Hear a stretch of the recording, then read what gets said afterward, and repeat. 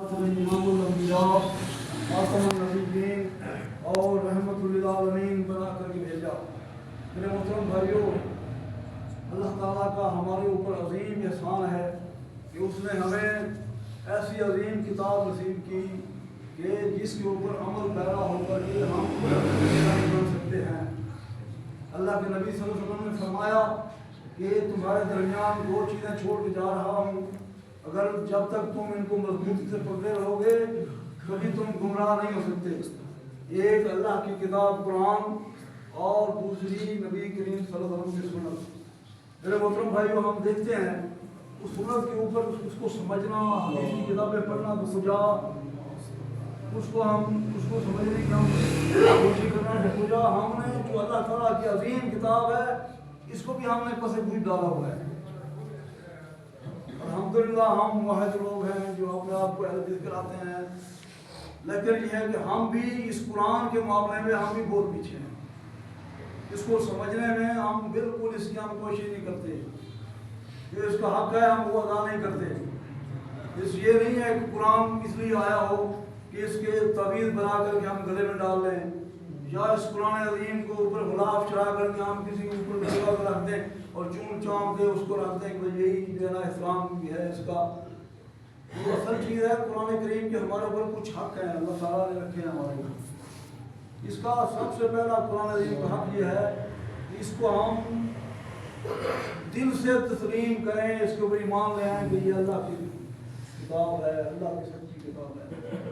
اللہ تعالیٰ نے جیسے قرآن عظیم کے شروع کے اندر ہی فرما دیا ہے، سورہ بقرہ کے شروع میں الف لام میم ذالک الکتاب لا ریب فیہ ھدی للمتقین الذین یؤمنون بالغیب ویقیمون الصلاۃ ومما رزقناہم ينفقون والذین یؤمنون بما انزل الیک وما انزل من قبلک وبالآخرۃ ھم یوقنون اولئک علی ھدی من ربہم واولئک ھم المفلحون۔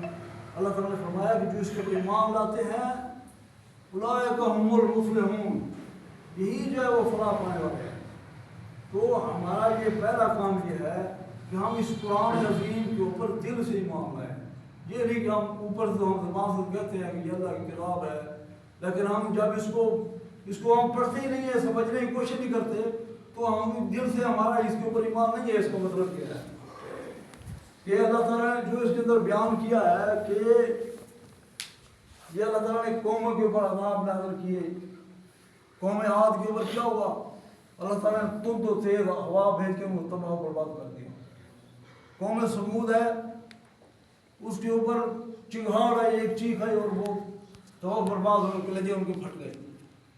اور اس طریقے سے قوم لوط کو فرشتوں نے جگرے زمین میں اوپر آسمانوں کی طرف اٹھایا اور پھر وہاں سے پلٹ دیا اور ان کے اوپر پتھروں کی بارش کر دی۔ میرے دوستوں، قرآن عظیم کا پہلا جو ہے اس کو ہم ایمان لائیں۔ اللہ تعالیٰ نے فرما دیا کہ ذالک الکتاب لا ریب فیہ، اس کے اندر ذرا بھی شک نہیں۔ ہمیں اس کے اندر ذرا بھی شک نہیں ہونا چاہیے کہ اس کے اندر کوئی غلط چیز ہے یا اس کے اندر کوئی احکام جو ہے نا، اس کی ہر بات سچی ہے۔ یہ ہمارا ایمان ہے۔ دوسرا ایمان ہم دوسری جو اس کا حق ہے وہ بڑا حق یہ ہے کہ اس کی ہم تلاوت کریں۔ اللہ کے نبی صلی اللہ علیہ وسلم نے فرمایا کہ جو اس کا ایک حرف پڑھتا ہے اس کو اس کے اوپر 10 نیکیاں ملتی ہیں۔ اللہ کے نبی نے فرمایا کہ الف لام میم، یہ میں نہیں کہتا کہ ایک حرف ہے، بلکہ الف ایک حرف ہے، میم ایک حرف ہے اور لام ایک حرف ہے۔ لام ایک حرف ہے، میم ایک حرف ہے، الف لام میم یعنی کہ 3 حرف ہیں۔ اب الف لام میم پڑھتے ہیں، اللہ تعالیٰ آپ کو 30 نیکیاں عطا کرے گا۔ یہ کتنی عظیم بات ہے۔ ہم قرآن کریم کی تلاوت جتنی بھی کریں گے آپ کو اتنا اجر آپ کو اللہ تعالیٰ بڑھاتا جائے گا۔ آپ ایک حرف کے بدلے آپ اس کو ملٹی پلائی 10 کر لیں آپ۔ یہ کتنی عظیم بات ہے۔ دوسرا بڑا بھی ہے کہ ہم اس کی تلاوت کریں۔ ہم دیکھتے ہیں ہم کتنی دن میں ہم کتنی تلاوت کرتے ہیں۔ آپ کو مجھے بتا سکتا ہے کوئی ہم میں سے کوئی سپارہ پڑھتا ہے؟ ہم میں سے کوئی جناب یہ بھی غنیمت ہے کہ کوئی ایک پڑھ لیتا ہے۔ اگر اس کو بندہ 50 آیتیں پڑھ لیتا ہے، اللہ کے نبی صلی اللہ علیہ وسلم کے مطابق کہ وہ بندہ غافلوں میں شامل نہیں ہوتا۔ کم از کم آپ 50 آیتیں اس طریقے سے 100 آیتیں پڑھنے کی کوشش کریں روزانہ۔ آپ اپنا ایک معمول بنا لیں کہ آپ نے مطلب قرآن عظیم کو کچھ نہ کچھ پڑھنا ہے۔ یہ آپ اپنا معقول زندگی ہمارے مسلمان کا یہ ہونا چاہیے کہ قرآن کریم کو ہم مطلب پیار سے محبت سے ہم اس کی روزانہ کچھ نہ کچھ تلاوت کریں اس کا حق یہ دوسرا بھی یہ ہے. اور تیسرا بڑا جو حق ہے وہ ہم سب نے جو سب سے زیادہ ہم نالائکی کرتے ہیں جس کے اندر وہ اس کا تیسرا بڑا حق ہے. اور تیسرا بڑا حق ہم نے بالکل ہی پشے پوش ڈالا ہوا ہے. ہم اس کے اوپر ایمان بھی لاتے ہیں کچھ نہ کچھ ٹھیک ہمارا ایمان ہے کہ اللہ کی سچی کتاب ہے یہ بابرکت کتاب ہے اس کو ہم پڑھیں گے تو ہمیں اجر ملے گا یہ بھی ہم کرتے ہیں. لیکن جو تیسرا بڑا حق ہے اس کو ہم نے بالکل ہی پسے پش ڈالا ہوا ہے. بس اس کو یعنی کہ سب سے بڑا حق اس کا کیا ہے کہ اس کو سمجھا جائے اس کو سیکھا جائے اس کو قرآن کریم کو تجوید کے ساتھ جو اس کے احکام ہیں اس کے مطابق ہم پڑھیں اس کی تجوید سیکھیں کہ اللہ تو قرآن جو ہے کس طریقے سے پڑھنا ہے اور اس طریقے سے اس کو سمجھنے کی کوشش کریں کہ اللہ کی یہ کتاب جو 1400 سال پہلے اللہ نے نازل کی اور اللہ نے فرمایا اِنَّا نَحْنُ نَزَّلْنَا الذِّكْرَ وَإِنَّا لَهُ لَحَافِظُونَ کہ ہم نے اس کو ہم نے نازل فرمایا لیکن ہم اس حفاظت کرنے والے ہیں. وہی کتاب من وان جو 1400 سال پہلے تھی وہی ہمارے پاس موجود ہے. اس کے اندر ذرہ ضبط دیر کی فرق نہیں ہے. اور یہ ہے کہ ہمیں ضروری ہے کہ ہم اس کو سمجھنے کی کوشش کریں کہ اللہ کا قرآن. ابھی ہم کسی کمپنی میں ہم کام کرتے ہیں تو اسی کمپنی کی مینیجنگ ڈائریکٹر کی طرف سے آپ کے نام لیٹر آتا ہے کہ ہاں بھائی آپ یہ لیٹر جو تمہارا نام ہے تم نے یہ اگر وہ فرینچ میں لکھا ہوا ہے انگلش میں لکھا ہوا ہے تو جب تک اس کو بندہ فرینچ جانے والے کے بعد پڑھتا نہیں ہے اس کو پڑھا نہیں لیتا خود نہیں پڑھ سکتا تو وہ جاتا ہے ضرور کہ یار دیکھو اس کے اندر کیا لکھا میرے لیے.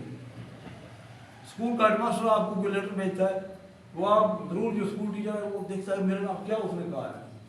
تو یہ واحد یہ کتاب ہے کہ جس کو اللہ تعالیٰ نے وہ اللہ کہ جو پوری کائنات کا خالق اور مالک ہے اور جو فرشتہ جو عظیم فرشتہ جو جبرائیل امین ہے سب سے فرشتوں کا سردار وہ لے کے آنے والا اور پیارے نبی صلی اللہ علیہ وسلم آقا دو جہاں کہ جو امام الانبیاء ہیں خاتم النبیین ہے رحمت اللہ کے قلب مطابق اثر کے اوپر اللہ تعالیٰ نے فرمایا. اور یہ کتاب بھی سب کتابوں میں سے عظیم ہے اس کو ہم سمجھنے کی کوشش نہیں کرتے کہ اللہ نے میرے لیے اس کے اندر کیا حکم دیا ہوا ہے. جب آتا ہے کہ یا ایھا الذین آمنوا اللہ کہتا ہے کہ اے ایمان والو تو ہمارے کام جو ہے نا اس کے اوپر لگے جانے چاہیے کہ اللہ نے مجھے کیا کہا ہے.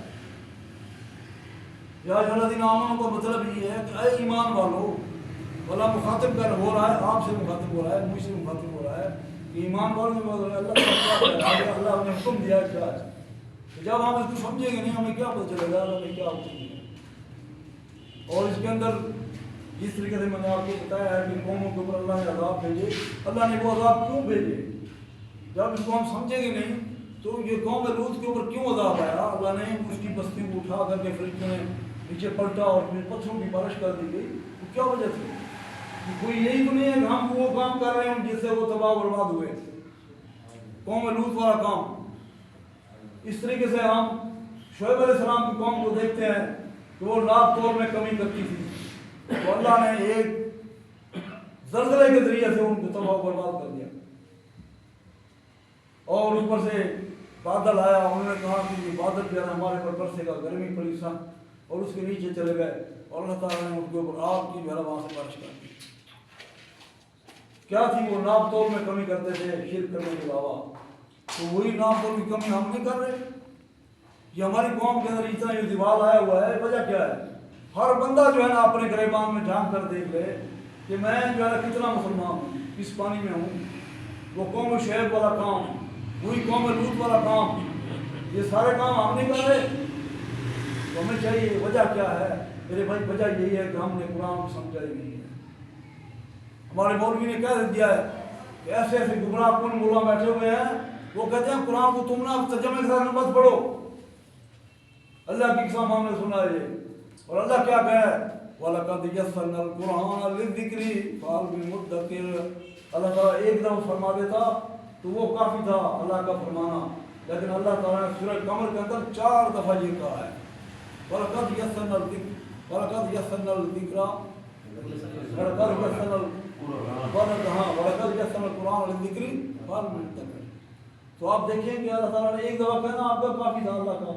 اللہ تعالیٰ نے 4 دفعہ کہا ہے میرے دوستو یہ بلا جو کہتا ہے نا کہ تم تو ترجمہ سے نہیں پڑھو گمراہ ہو جاؤ گے، وہ صحیح کہہ رہا ہے یا اللہ صحیح کہہ رہا ہے؟ اللہ کہہ رہا ہے کہ میں نے اس کو آسان کر دیا ہے تو سوچ سمجھنے والا۔ واللہ آپ ترجمے کے ساتھ قرآن کسی بھی ترجمہ آپ اٹھا دیں، آپ کو 99% انشاءاللہ آپ کو سمجھ آ جائے۔ آج کل ہر زبان کے اندر جو بڑی بڑی زبانیں ہیں، اردو ہے، انگلش ہے، ہندی ہے، جو بھی ہے، فرینچ ہے، ان کے اندر یہ ترجمے ہو چکے ہیں۔ تو ہماری اردو زبان کے اندر ترجمے موجود ہیں۔ آپ اگر ایک پیرا پڑھتے ہیں دن میں تو آپ اس کو آدھا پڑھیں لیکن اس کو ترجمے سے پڑھیں۔ اگر آپ 2 صفحے پڑھتے ہیں تو 1 صفحہ پڑھ لیں، اس کو ترجمے سے پڑھیں تاکہ وہ اللہ تعالیٰ ہمیں کیا کہہ رہا ہے ہمیں سمجھ آئے۔ تو یہ سب سے بڑا جو ہم جرم کر رہے ہیں وہ اللہ کی کتاب کو ہم سمجھنے کی کوشش نہیں کرتے۔ یہ تیسرا بڑا جرم ہے، اس کو ہم نے پس کوئی ڈالا ہوا ہے۔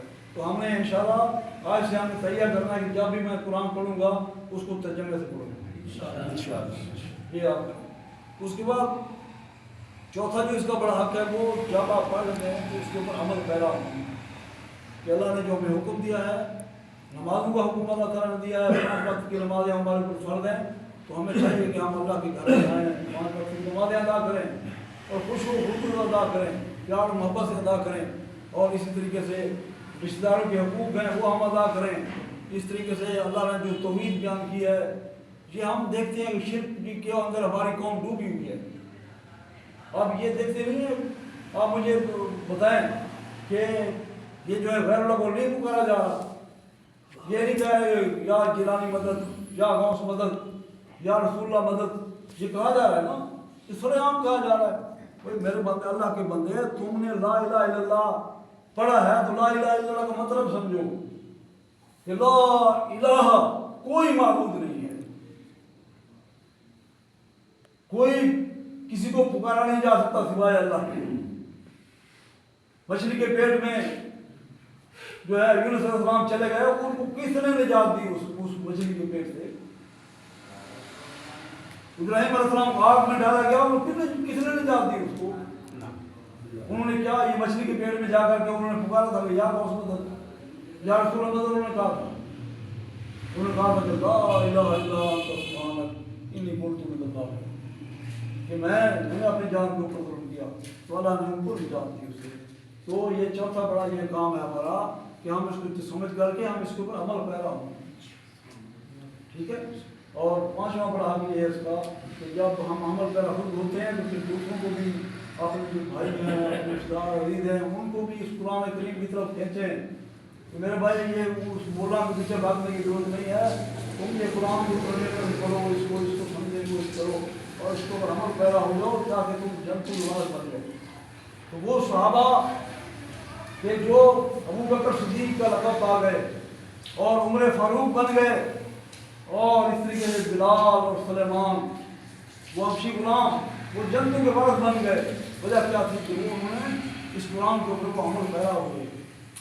ان کو اللہ تعالیٰ نے جو جنتوں کی بشارتیں عطا کی نبی کریم صلی اللہ علیہ وسلم کی زبانی کہ ابو بکر صدیق فی الجنہ، عمر فی الجنہ، عثمان فی الجنہ، علی فی الجنہ، طلحہ فی الجنہ، زبیر ابن عوام فی الجنہ، جو امام ابن عوف فی الجنہ، ابو عبیدہ بن جراح فی الجنہ، سعد بن ابی وقاص فی الجنہ، یہ کیوں ان کو جنتوں کی بشارتیں دی؟ وہ اس قرآن کے اوپر عمل پیرا ہوئے۔ تو آج بھی وہی قرآن ہمارے پاس دل و ذہن موجود ہے، اس کے اندر ذرا بھی جس طریقے سے اللہ نے فرمایا کہ میں نے اس کو ڈال دیا اس کی بات کرنے والا نہیں۔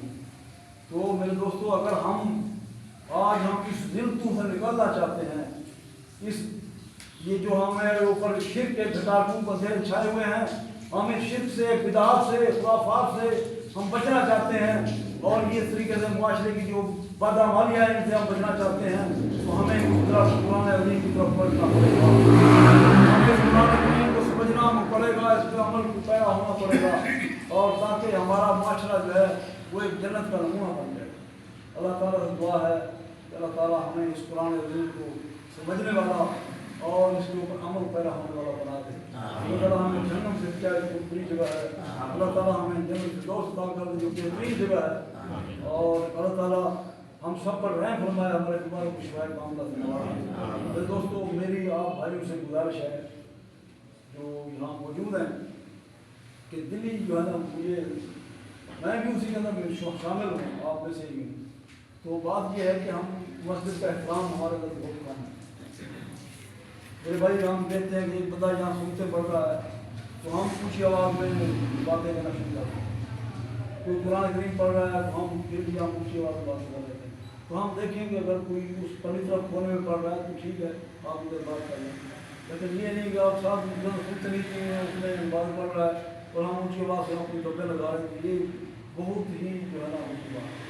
اس کو میں خود بھی شامل ہوں. اسی طرح ہمیں اس چیز کا ہمیں احترام کرنا چاہیے. جو ہم دوسرے مسجدوں میں دیکھتے ہیں وہ اس طریقے سے کرتے ہیں. ہم اپنے آپ کو توحید والا ہیں, نبی کریم صلی اللہ علیہ وسلم کی سنت پہ عمل کرنے والا جب بنتے ہیں کہتے ہیں ہم, تو ہمیں چاہیے کہ ہم مسجد کا بھی احترام کریں اور جو نمازی ہیں ان کا بھی احترام کریں, ان کو سکون سے وہ نماز پڑھیں. اللہ تعالیٰ ہم سب کو اس کے اوپر عمل کرنے والا بنا دیں.